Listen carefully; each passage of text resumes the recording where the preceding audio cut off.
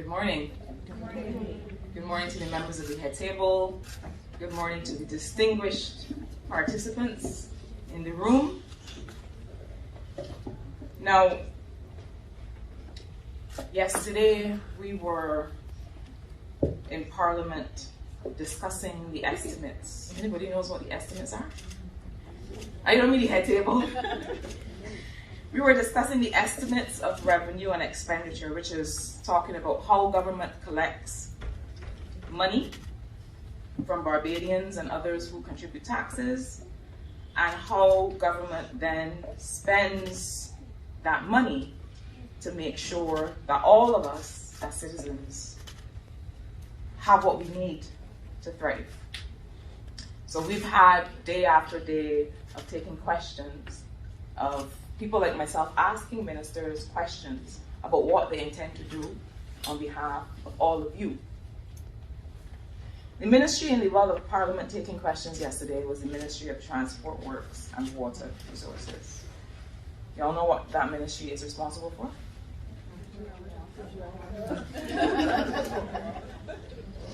So doing things like building roads, infrastructure, repairing water mains. That is very important because there's a lot of that has to go on now. And so I asked that ministry about the fact that we still have issues in Barbados with access to water and sanitation. And one of the reasons that we still have issues with access to water and sanitation, some of us, even though we've had great improvements in the sector, is because people sometimes cannot prove that they own the land on which they live. So they've come along and they've found a house that their mother was in or that their grandmother was in, and they live in this house, and sometimes they haven't been able to go through the process of proving that they own this land and they have a right to be able to build on it, to be able to have water connected on it, to be able to have waterborne toilet and bathroom on this land. And so I asked them about that and the fact that we really need to figure out how to make it so that people can get past this barrier and have this access. In Barbados, with all we have achieved and continue to achieve as a small island nation, which is a tremendous amount, we still have people in this country who can't have access to proper sanitation because they don't have ownership. And you must be wondering why I'm starting with this issue and why I'm talking about this. The organizers of this wonderful event, when we were talking about what I should say to you this morning and what I should talk to you about this morning, said, talk to us about what it was like being a girl. It may seem to you as if that was a long time ago. But I remember, and I think sometimes one of the problems that we have as adults is that we seem to have forgotten. And I look around this room and I remember it like it was yesterday. In fact, in many ways, I feel like I'm still a girl. Because I feel like we have, in some ways, to keep that childlike approach, which is to always want to learn, and to always want to play, and to always want to imagine. I was born just across the road from here. I'm going to go way back for some of you. Before Julienne, I don't know who remembers when it was Julienne. When it was Trimart, before it was Trimart and Mall International and Massy, it was Julienne. So I was born just behind there. Before the development that is there now is called Coraland. Before all of that development was there. Before Bussa was there. The looks of shock. Before Bussa was created. All right, head table, you have to rub it in. But Bussa was created and launched by Carl Brudehagen in 1985, the statue that you see there. So I was born before all of that. I'm going to try and ignore the looks of incredulity on everybody's faces. And I grew up as the last of 3 girls in a 2-bedroom wooden house that had no indoor toilet or bathroom. It was propped up on stones as chattel houses had to be at the time. Because the nature of a chattel house was that you were not the owner of that land. So you had to be prepared to get up and move your house if somebody told you to move your house. And that is why chattel houses in Barbados were traditionally just propped upon some stones. And we had, because it was propped upon those stones, we had what at that time many people know, we had a cellar. So there was an area under the house that was just space. And my mother kept all kind of animals, and one of the animals that she kept was pigs. Anybody here has any experience with farming or has any parents who farm or grow things or have animals? Yes, we all know what I mean.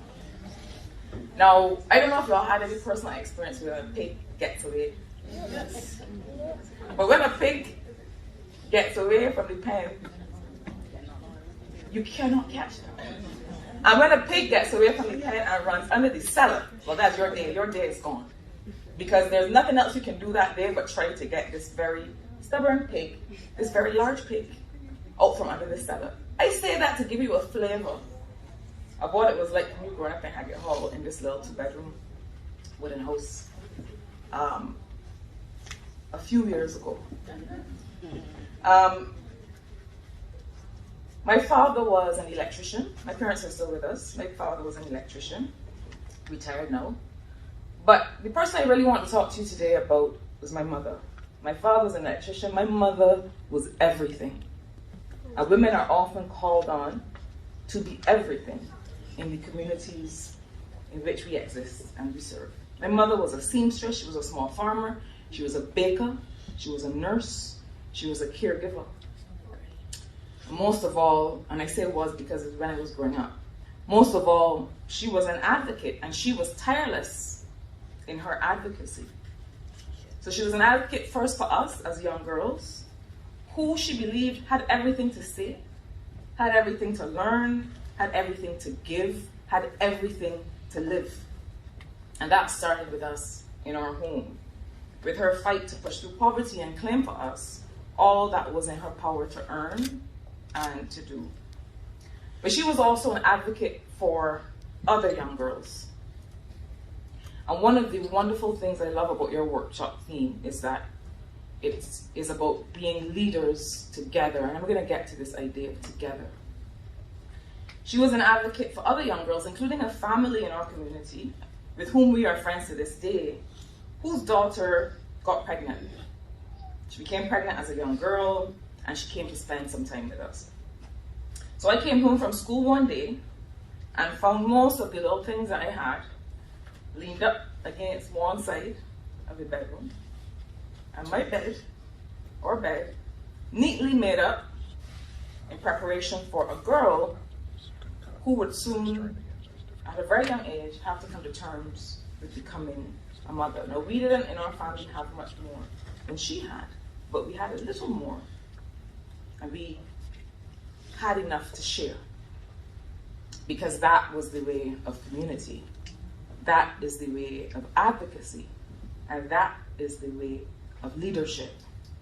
Similarly, for the children in the homes where my mother worked as a caregiver and as a nurse, sometimes we would find on a Friday evening that those children came home for the weekend to spend the weekend with us. Not because we had a lot of things, but because we had a lot of love. We had a lot of family. We had a lot of community. And one of the many things my mother said to us was, you are no better than anybody, and nobody is any better than you. So you have a right to take up all the space that you want to take up, but you also have a responsibility to make space for other people. So when I tell you about making sure that people have water and waterborne facilities in Parliament, it is because those people on whose behalf I advocate, those girls on whose behalf this organization advocates, those people are me and my family, and those people are all of us. And I'm not sure that you have to have lived the way that I live or grew up the way that I grew up to develop a sense of justice. But a sense of justice is really all I have ever known. And a sense of justice that I got when I was a child is what has led me to the work that I now do. We also grew up in my house with a strong sense of imagination. A few years ago, I started something in my constituency, which is St. Michael South Central, which is just outside Bridgetown, Tweedside Road, Carrington Village, Britton's Hill, that area, not too far from here either. We started something called the Ideas Club. And the Ideas Club is an after-school program for young people. And why do they call it the Ideas Club? When I was growing up, my mother was always busy. Always busy. And it was hard to get her attention sometimes, but you could always get her attention if you said the following. If I said, Mommy, you should be doing something at the sink or in the yard or something, I would always get her attention if I said, Mommy, I have an idea. That would always get her to stop. And she would stop and she would say, tell me about your idea. And sometimes it was ridiculous. Sometimes it was just a result of my imagination and all the things I could dream that I could do, or all the things I could dream that my friends and I could do together in community. But she would always stop and she would listen and she would think about how to make it happen. And I didn't plan to tell this story, but I'm going to tell it now because I don't think I've ever told it. And I'm going to call the name of the person who's involved. When I had finished the 11 plus exam and I was getting ready to go to secondary school, my mother had always known that I wanted to be a journalist at that time. And one day we were watching the news, and Stacks and Bob was reading the news. And I said, oh man, I would love to be able to go and see how it works in that newsroom, because I'm going to be a journalist. My mother picked up the phone and called Stacks and Bob. Y'all know Stacks and Bob? Y'all ever heard the name on the radio? He still reads the news on the radio for Starcom. My mother picked up the phone and called this stranger and said, Mr. Bob, my daughter is going to be a journalist. And she's getting ready to go to secondary school, and she wants to do an internship with, at that time it was CPC. And I was horrified because I hadn't told her all of this. But she believed in forging opportunities. And he said to her, put her on the phone. And I took the phone and he asked me some questions. That's probably my first interview. My first job interview. I was 11 years old. And he said, put her on the phone, and I got on the phone and he asked me some questions. And when it was finished, he told my mother, let her come on Monday. And I spent some time knocking around CBC, going on radio, learning what they did, going out with a couple of reporters, scrambling around. And that's why I have great respect for what you people do as media workers, because chasing that story is not easy. But my mother believed in forging opportunities and in encouraging our imagination. Now, I have to say too, that the way I grew up also gave me examples of things that we as a society should let go. One of those, I believe, is corporal punishment. And what amounts, I think, to the state-sanctioned abuse of children. If you say that it is okay for us, I get a sense that this is going to be the headline for everything that I have said, but that's okay.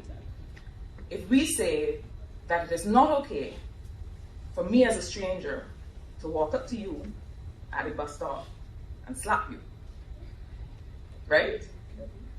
If that is not okay, why is it okay for me as a teacher or somebody in authority to come into your school and slap you? In the first case, that is assault. In the second case, we consider it discipline.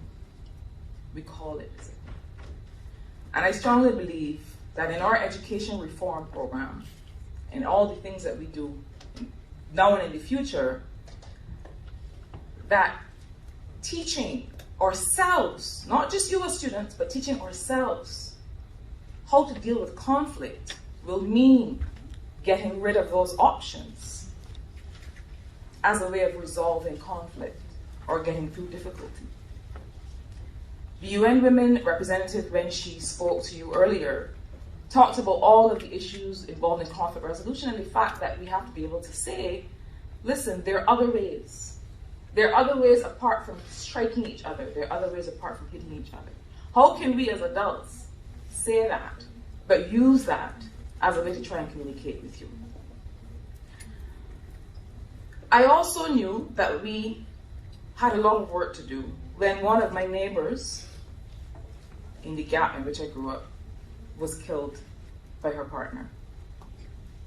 At that time, I had already started doing work on gender-based violence as a 14-year-old, because I used to volunteer with some women who used to try and provide shelter for women who were trying to leave such circumstances. And when that happened, it reinforced my sense of justice. And it said to me that we still had a very long way to go in making sure that women could lead lives free of violence and lead lives in a way that they could fulfill all of their potential and find true economic empowerment. What I want to say to you this morning, as I look at all of the things that you're contemplating today, and the workshop theme, Leaders Together, is about leadership development, is about educational goal setting, it is about understanding personalities, and all of these things are critical. I always say that the personal is political. So all of the ways that you act every day represents all of the values that you have and the priorities that you set. So the way that you wear your hair, the way that you express yourself says something about who you want to show up as in the world. It says something about who you believe that you are. And I always feel that if you let people express themselves exactly in the way that they feel comfortable, that they will show you and give you the best of who they are. Understanding personalities is also a big part of leadership. And I think sometimes that we don't realize that figuring out how to work with other people, how to, while we are leaders, and while we are becoming leaders, also develop other people to lead. I want to say something finally about leadership in community. Everything that we do every day is leadership. The things that we do when we think no one is watching, that is leadership. Because often, and most times, someone is watching. But it's not just about who's watching. It's about the values that you're creating in yourself, that you're going to have to fall back on.